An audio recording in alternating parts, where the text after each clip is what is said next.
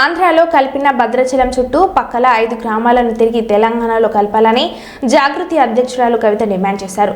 అన్యక్రాంతమవుతున్న ఏపీలోని 1000 ఎకరాల రాములవారి భూములను కాపాడాలని అన్నారు. దీనిపై మంత్రి తుమ్మల చొరవ తీసుకోవాలని, ఆంధ్రలోని రామాలయ భూములను చూడడానికి వెళ్తే భద్రాచలం ఈవో రమాదేవిపై దాడి చేశారు. ఈవోపై దాడిని తీవ్రంగా ఖండిస్తున్నామని అన్నారు. 5 గ్రామాలు దేవుని మన్యాలు తెలంగాణకి ఇవ్వాలని చంద్రబాబు కూడా లేఖ రాశామని చెప్పారు.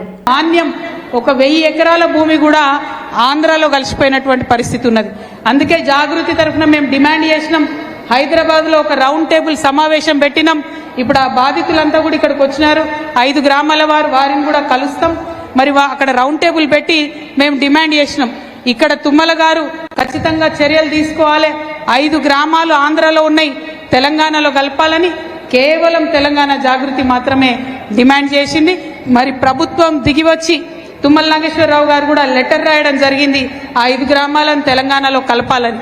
మరి ఇంత జరుగుతున్నటువంటి సందర్భంలో కూడా నిన్న భద్రాచలం ఈవో రమాదేవి గారు ఆంధ్ర ప్రాంతంలో భూములను చూడడానికి పోతే ఆమె మీద దాడి చేయడం జరిగింది. మన తెలంగాణ ఆడబిడ్డ, ఒక బీసీ బిడ్డ రమాదేవి మీద మరి ఆంధ్రాలో దాడి జరగడాన్ని నేను చాలా తీవ్రంగా ఖండిస్తా ఉన్నాను. ఇదే వేదిక నుండి, ఇదే కొత్తగూడెం నుండి ఆంధ్రప్రదేశ్ ముఖ్యమంత్రి గారు గౌరవనీయులు చంద్రబాబు నాయుడు గారికి తెలంగాణ జాగృతి ఆధ్వర్యంలో మేము ఒక ఉత్తరం కూడా రాస్తా ఉన్నాము.